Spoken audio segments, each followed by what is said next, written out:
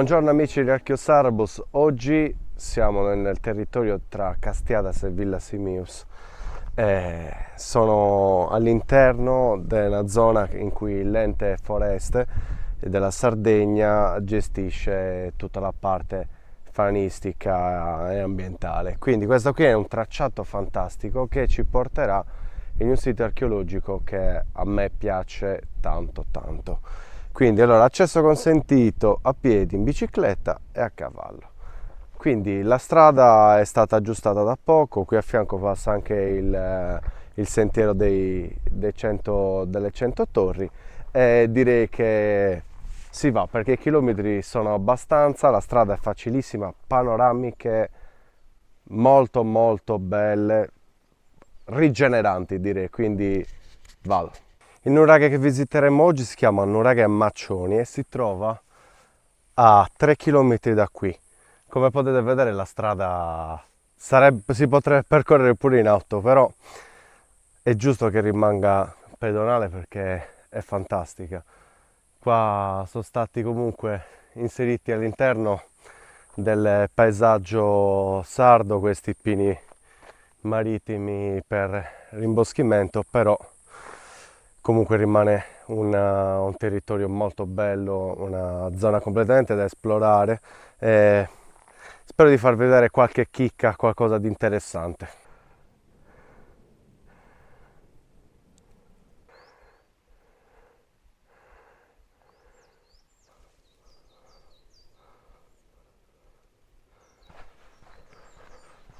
Questo è un sentiero che è percorribilissimo anche d'estate, lo consiglio nel pomeriggio perché essendo esposto a est comunque qua nel pomeriggio diventa tutto ombreggiato. In ogni caso anche a quest'ora fortunatamente gli alberi procurano una buona ombra per potersi rinfrescare. È quasi a metà distanza del cammino che ci separa tra l'inizio del sentiero fino al nuraghe. Si trova questa casettina della forestale, insomma, dove si può godere di un po' di ombra, ma soprattutto della una vista quasi a 360 gradi, perché da questo lato abbiamo la montagna, abbiamo la parte rocciosa, la vegetazione che ci occlude la vista verso Villa Simius, però possiamo vedere praticamente l'isola di Serpentara si arriva quasi a Muravera in pratica. Io vi indico, lì c'è l'isola di Serpentara che si vede benissimo, sembra enorme rispetto al resto della terraferma. Dopodiché abbiamo Calavira, eccola qua, con la sua torre costiera, i nuraghi di Calasinzias, che si trovano in questo insieme di colline che arriva dalla spiaggia fino alla torre. Allora, lì abbiamo Monteturno, Givedruttiri, i due nuraghi della spiaggia di Monteturno e poi qua, vabbè, lì vi indico il Monteverro, c'è molta foschia oggi e poi lì si vede il nuraghe Ida e quindi tutto il resto, no? Veramente le indicazioni sono tantissime. Eccolo lì il nuraghe Maccioni, che praticamente sta proprio in una zona di confine tra lato sud-est e lato nord-ovest. Infatti lì dietro poi abbiamo poi i 7 fratelli. E dopo questa breve sosta si riparte. Siamo a metà distanza, non manca tantissimo, in una ventina di minuti sarò sopra il nuraghe.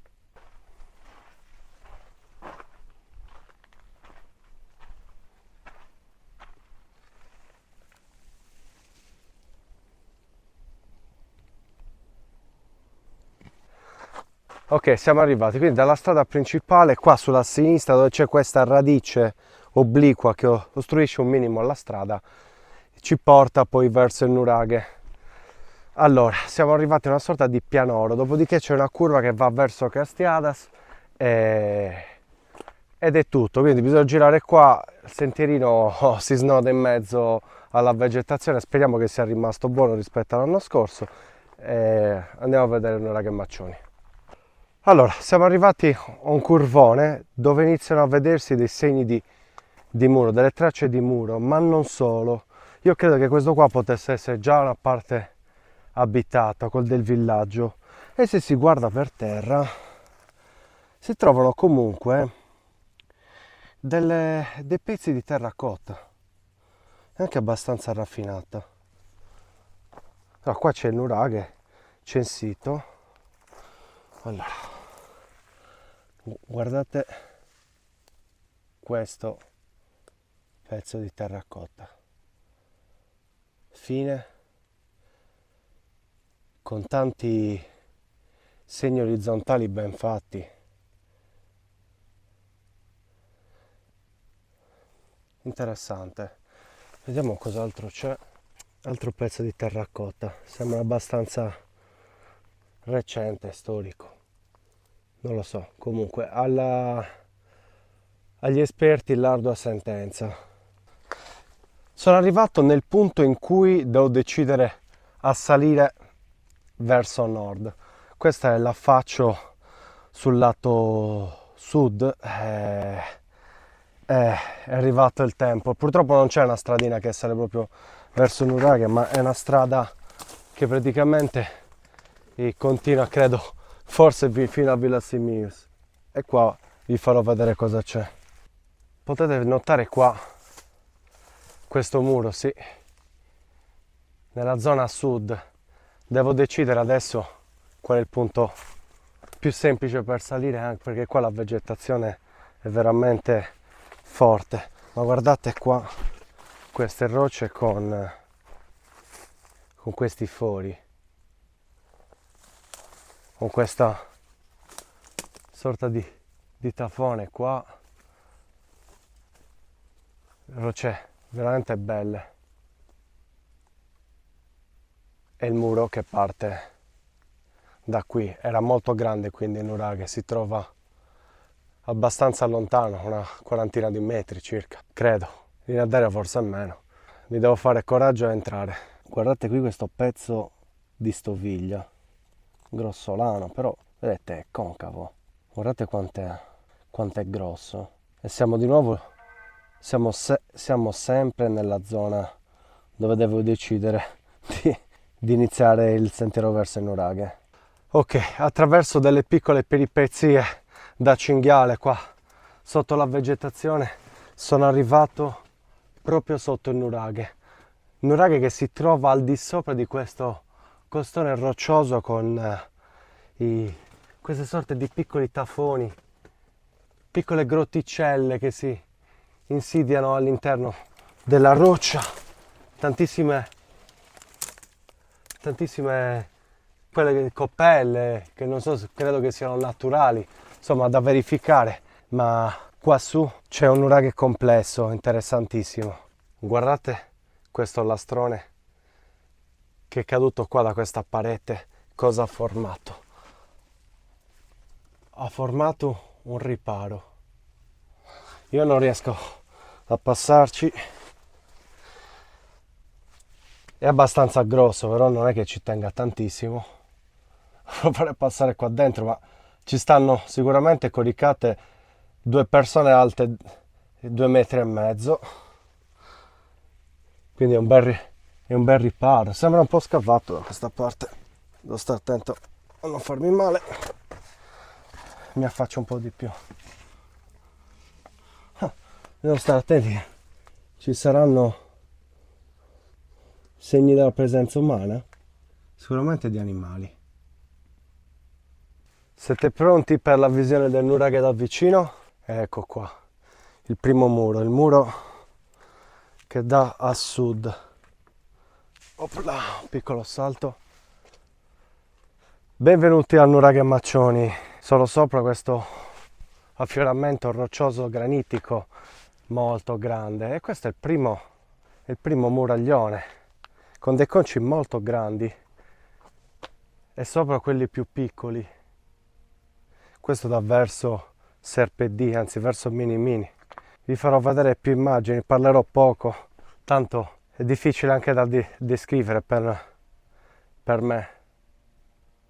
Comunque sta sopra questo roccione. Guardate il materiale di crollo con dei conci veramente grandi che portano, io ci sono già stato, si va a vedere il lato ovest. Guardate che bel muro. Muro con 1, 2, 3, 4, 5, 6, 7, 8 filari. Ecco qua, guardate che vista che abbiamo da questo lato.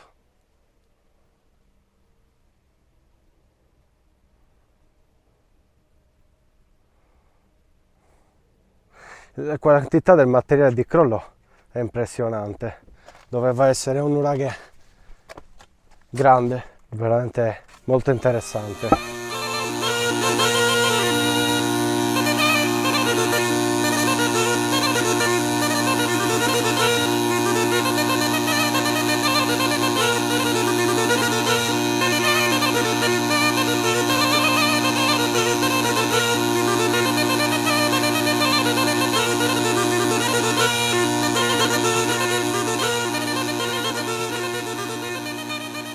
Sto circonnavigando la struttura perché io so cosa c'è da questa parte ed è importante farvelo vedere. Questi sono veramente dei bei muri. Devo salire all'interno. Ecco qua la cima del nuraghe. Purtroppo è tutto crollato, ma qua c'è qualcosa di molto interessante. Molto molto interessante. Vado dalla parte opposta. Ecco qua sempre la parte della torre centrale a sud, che poi in pratica cosa c'è qua secondo me? Scendendo giù in mezzo alla vegetazione c'è l'altro pezzo di muro lì e poi c'è questa sorta di corridoio che passa intorno al muro centrale che si chiude in una sorta di piattabanda qua, guardate. Ok, qua sopra che passa così il corridoio e questa è la parte del muro che vi ho fatto vedere all'inizio con quella parete tagliata, il muro con una base direi credo naturale perché è veramente gigantesco questo, anche se sembra una piattabanda che sia stata tolta e chi lo sa. Guardate che bel muro. È arrivata l'ora di farvi vedere l'ingresso del nuraghe. La vegetazione qua oggi mi sta dando grande difficoltà, è veramente fitta, ma ce la farò. Ecco il muro ed ecco l'ingresso. Ecco l'ingresso, guardate l'architrave e il passaggio che c'è di sotto. Purtroppo ci sono gli alberi qua al centro, ma si vede benissimo l'architrave, la finestrella di scarico qua sopra, o comunque è mancante la pietra. Wow, veramente bella struttura. E qua continuano i muri, qua c'è una sorta di muro che segue e arriva fino all'altro costone. Andiamo a vederlo, ma passando dalla parte opposta perché non ce la faccio a passare qui. Finalmente sono riuscito a rivedere le stelle, il sole. Ecco qua una sorta di prua del muro che arriva nella zona est qua. Ma guardate che bei conci ci sono anche questa parte qua. Chissà magari se passava un corridoio, un qualcosa di simile. E comunque c'è tantissimo materiale di crollo anche qui. Poi ci sono altre costruzioni, quindi era un nuraghe di tipo complesso con villaggio annesso.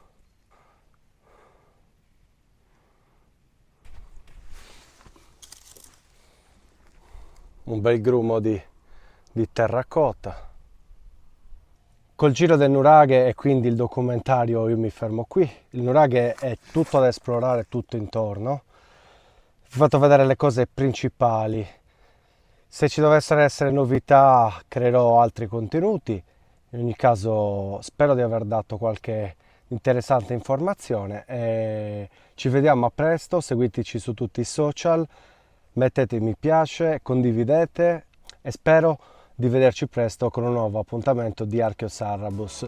Ciao!